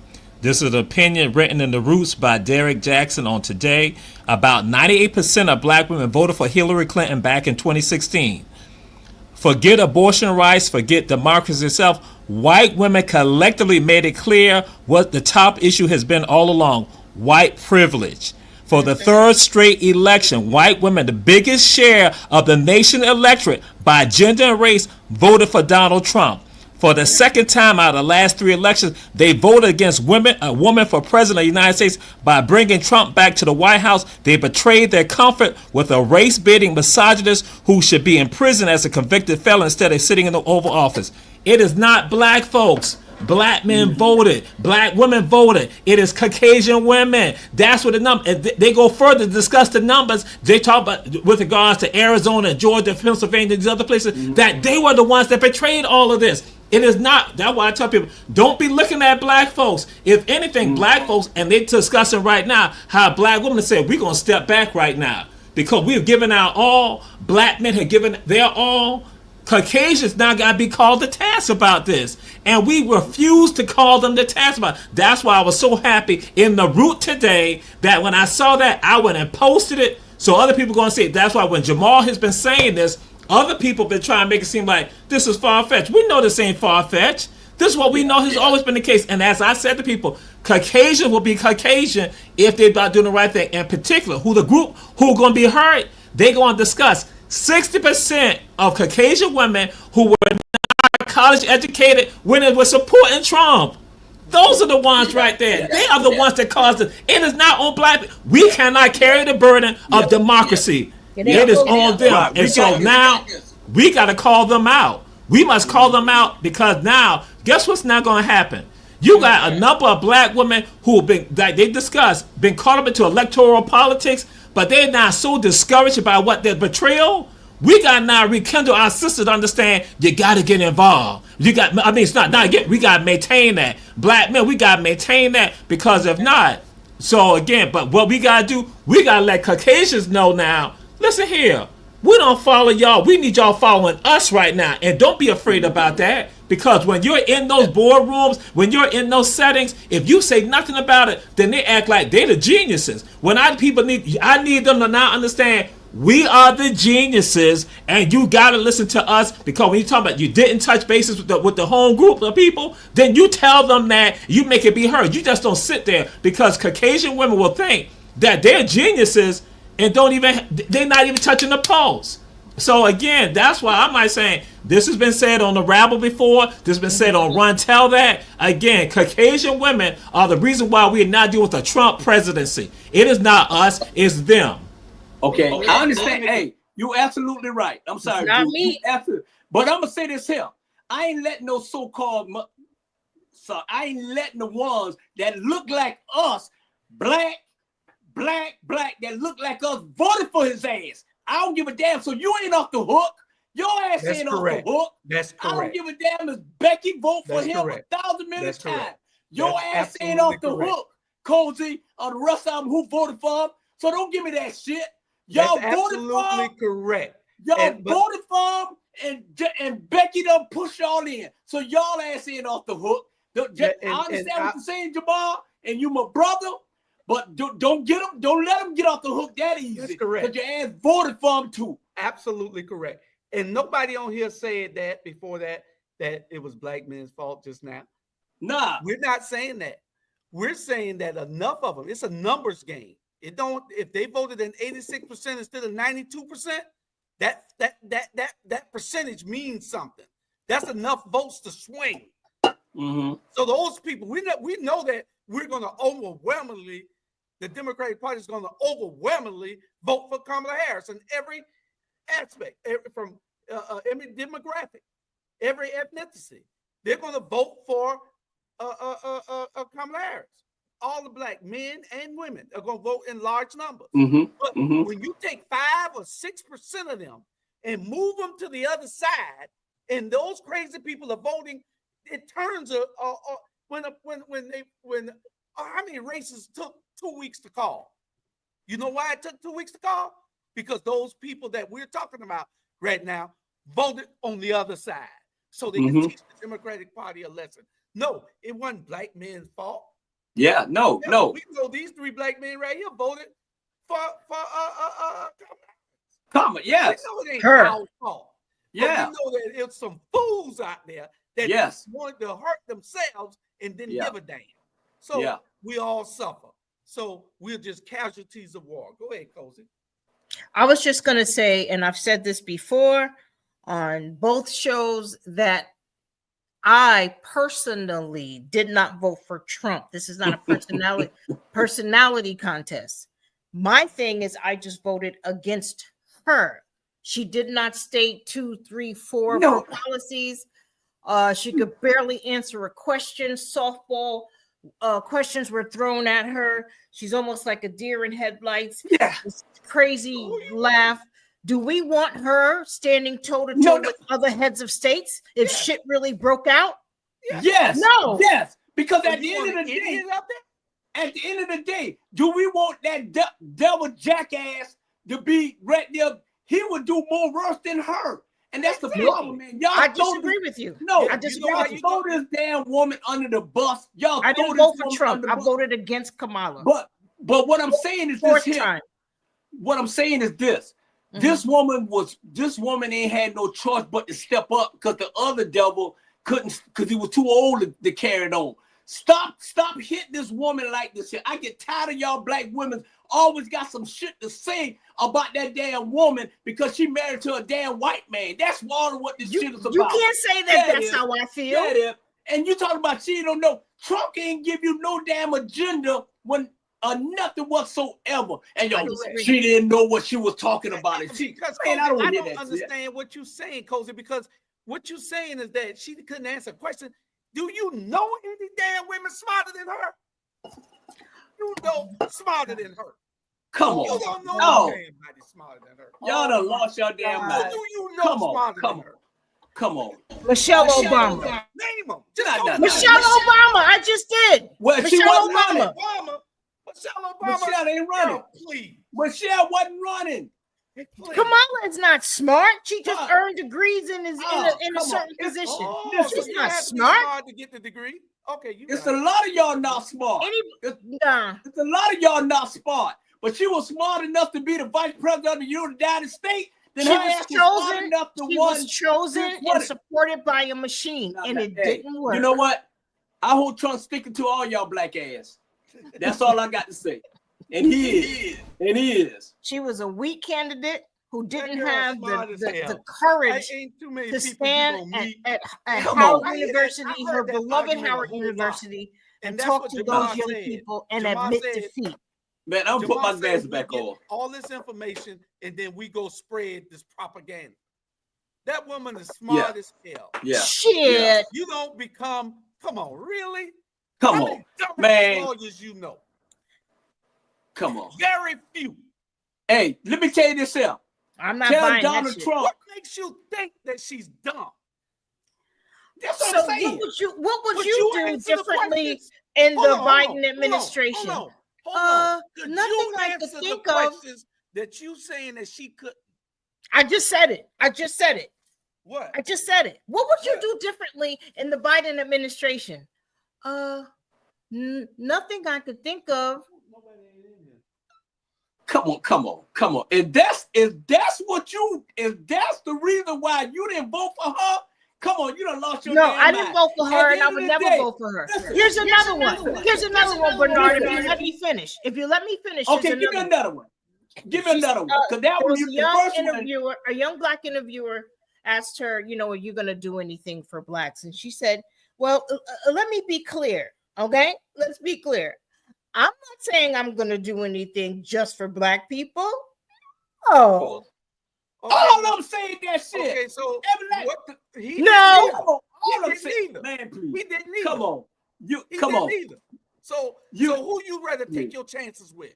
Her or Trump? this guy who you knew wasn't gonna do nothing? Trump? Really? Yeah. They're not Come going to on, take her man. seriously. Come They're on. not going to take her Hey, seriously. Let me tell you something right now, Cozy. Let me Hillary get this Clinton shit. would have been. Let me tell you something right now. Please. That fool gonna be the 47th president of the United States. Correct. And the first 46 ain't did shit for us black folk. So you coming with that damn what we gonna do for Look black at folk? Obama do. Listen, at the end of the That's what day, he just said. what He said black Obama folks didn't gonna do do for anything. black folks? What black folks gonna do for black folks? I don't believe in identity politics. Come Just on, because come on, you come on. look like me, Look at that. I'm Look at that. obligated to vote That's for what you. Biden did. Nah, Bullshit. come on, don't go there. That's I ain't what gonna Biden did right there. Come on. Y'all done lost y'all damn mind. Trump gonna trust me. When y'all done lost y'all goddamn house and y'all at Jamal Field picking cottons and greens and shit, then you gonna see what that man don't give a damn about y'all. He ain't gonna change the economy. Matter of fact, Neither prices did done went down. neither did Prices done Kamala. went down. Why It's a she did? plan. Neither did Kamala, locking the up black best- parents this is- because their this kids is- have Oh, sickle This cell is the anemia. best economy in the All history y'all of ass this should To hell have country. been with locked up. Kamala. To Some of hell y'all with should have been Kamala. locked up. Listen, You do a This- crime, you do the damn time. Listen, I don't want to hear listen. that shit. She even Listen. fucked up Nina Simone's estate. Listen. Okay, well, Listen. Nina Simone need to Listen. get her shit together. listen. She's gone. This is the best economy in the history of this country, and you saying this messed up. Come Who on, said it's come messed on, up? man. I said the economy is messed up. Let me ask you a Come question. on. How many people you know how to work? No, many first people of all, you know how to work? No. Let's go back to what you said because I'm not going to let you put words in my mouth. You said that I said the economy is messed up. That what you just said? You just said that. Roll back the tape. just Roll said back that. the tape. Roll back the tape. Yeah, roll back the tape. I You never just even used said the that. word economy Okay. in this whole 2 hours. I never even Listen. used the Yeah. word economy. Listen. Yeah.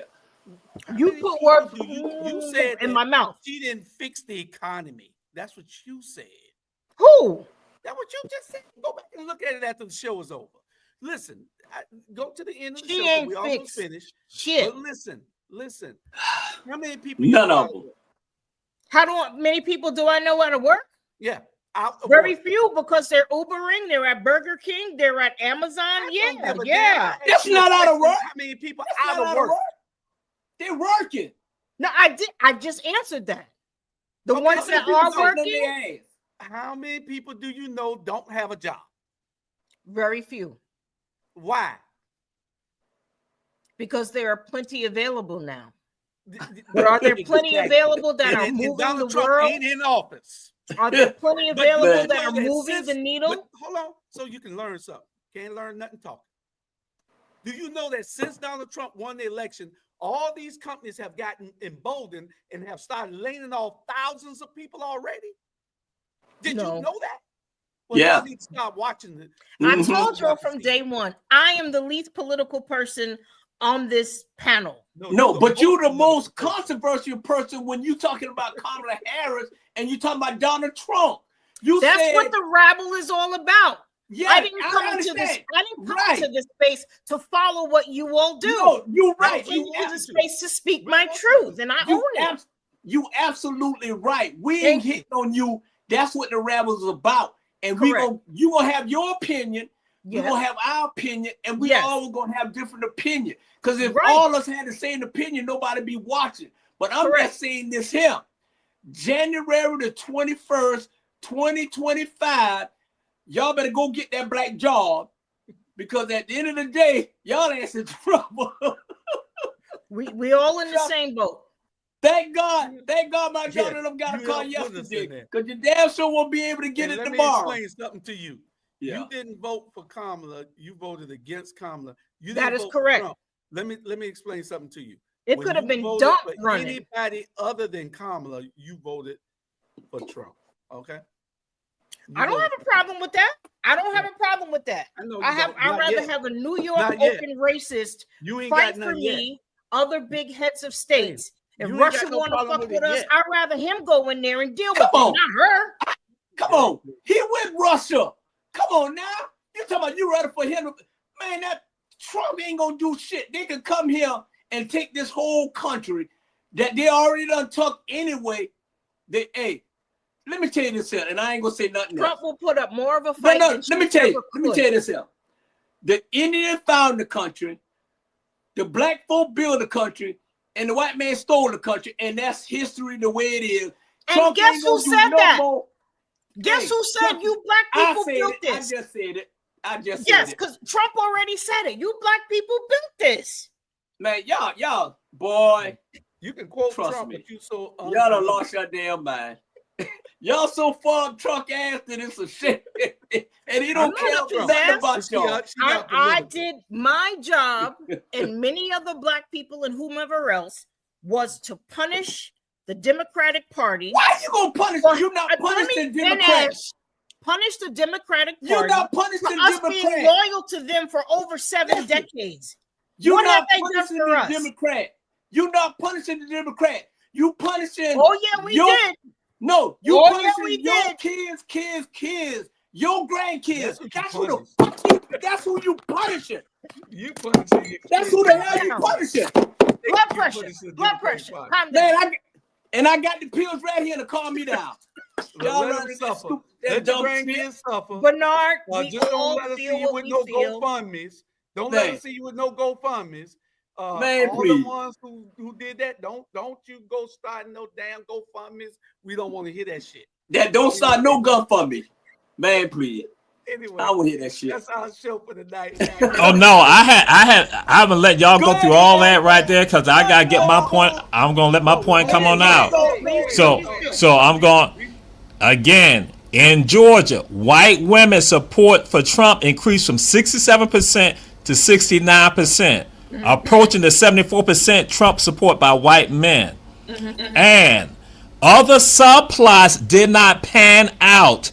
Despite the talk that black men might desert a black woman candidate, 20% of black men voted for Trump, little different than the 19% in 2020. So it's only a 1% increase with regard to that. So we buy into the narrative of other people. That's why I said we buy into this narrative of other people. Guess what? But we don't go and address the real people because, again, I'm going to say it and people may not like it because you're scared to address them because that's what happened. When you deal with your oppressor, people be afraid to throw out the oppressor. You to put the information out there. So I'm saying you don't waste your time with your own people because that's the plan of the enemy for you to look at. It's easy to attack you, but you want to attack the oppressor. So that's all I'm gonna say. Ain't nothing changing. As I said, the deal is Caucasian women. That's y'all opinion, but I'm talking to my people out there who listening to me. My people, again, I'm talking to. You need to stop. You need to stop. I'm talking to my people. I'm talking to my people out there. So. To my people out there who are listening to me, do not buy to the wrong narratives. Understand the narrative. When you all go to your meetings, you go and address the stuff in your meetings. When you go to your function, address it in your function. When you go to your city councils, address it in your city councils. Your parties, you address it in your parties. That's what you go and do. You don't buy into the false narratives. I need you to be the ones with the insight. You go forward, then you will make the change. You will be the solution to this right here, because the false narratives ain't no solution. But if you go and address it, guess what? They'll listen, because they're going to say just like this: if you make me uncomfortable, I can make a change. But if I just stay in the same lukewarm spot, I ain't going to change nothing. That's what Caucasian women did. You read that article, they're going to tell you that's what they did. They stuck with the system of racism. Okay. Well, they're always going to do that. They're going to stay on public regardless. You just gave us their narrative. You know, you telling us that we can't take the narrative of somebody else and give it to the people. You just gave us something that you read, their narrative, and gave it to us. No, it was not. It was not their narrative. But again, and see that one saying that proximity bias. I already told you all that. I told you. I just gave you further. I gave to my people listening to me. I gave y'all further information because I said you share with y'all. I discussed this the day after the election. I said that's what the deal was. So I'm just saying I'm giving further evidence to see other people said it. But guess what? Proximity bias. When people are around you, they don't respect what you say. They don't want to respect what you say. But I understand that. So I ain't gotta say no more. So which means also because you don't want to hit, because they don't want to listen to what I go and say. Guess what? That's why I don't need to be on the Rabble. That's why I keep saying I don't need to be on the Rabble. The Rabble is not the type of show I need to be on because I waste my time. As Muslims, I'm gonna say as Muslims, we are told not to cast our pearls before the swine. You always try to take us for those Negroes that ain't taking for you. We already know the white folks. You mute him, Julius. White folk for everything y'all promise. We know no what white was folks ain't thinking around about y'all black ass. Whatever. Heard. They ain't even thinking about y'all black ass, man. Hold on, we can't hear Julius. We can't hear Julius. We can't hear Julius. I'm gonna have to mute everybody. Hold on. Listen, we understand that we're not going to agree. Correct. I'm telling you, it's a numbers game. The big problem with why Kamala Harris lost is people didn't go out to vote. That's the real reason. I could smoke a bag of that. That's the real reason that she didn't win. Mm-hmm. People did not go out to vote. It was less people voted in this election than in the last election. Mm-hmm. So it's 15 million more people, less people voted, or more that didn't vote this time.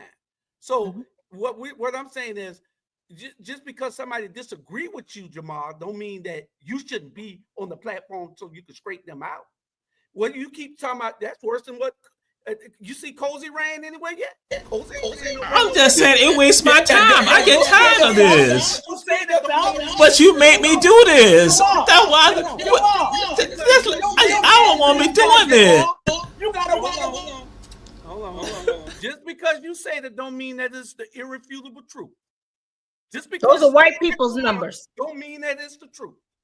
It don't mean that we have to accept it. That's it, man. Stop blaming the white folks. And that's why I say I don't need to be on this platform, because this is not the type of platform for me. But you make me do this. You make me do this. You from being nowhere you need to be on here. Trust me. Cozy. Go tell it in the park and see how many people hear you there. How many people hear you there?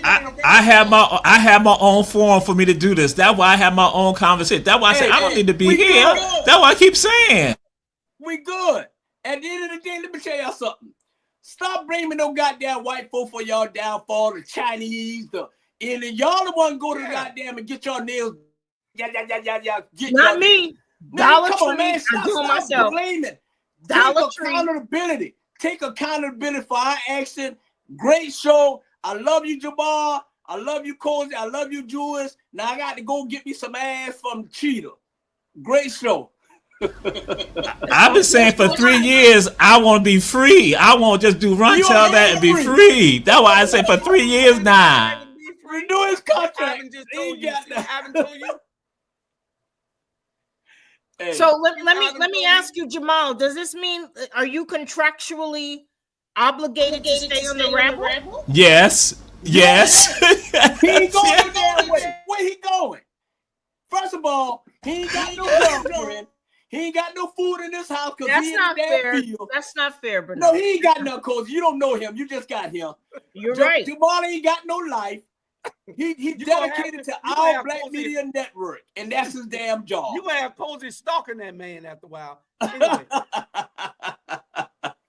Jamal, you are safe with me. No, you're not. No, I love you and I respect your knowledge, and I look forward to anything that you have to say, but I promise you, you're safe with me. I got a 42-year-old shorty. Look, Jamal, don't listen to that bullshit. No, you're not. You ain't safe with her. You safe with me and Jules before you be safe with her. We tried to get 30 minutes off of it, but y'all went all the way for the next 30 minutes, and it's just part of what it is. People, this is the rabble. It's passion. It's passion. What we're supposed to do. We're supposed to express ourselves to the ability to which our knowledge lets us. Correct. And if somebody can straighten that and give a differing opinion, then it is up to the viewers to decide who they believe. Correct. You know, and you say it with passion and do it with passion, then that's all we can say is you did it out of love. What you say, Jamal?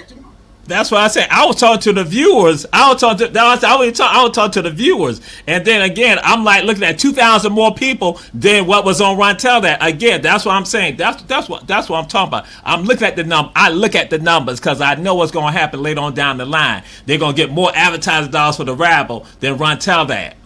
No, they're gonna tell you to go to that white girlfriend and stop. Goddamn it, saying that they're the problem. Let me tell you something.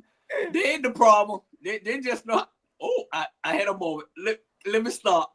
Good night, y'all. All right.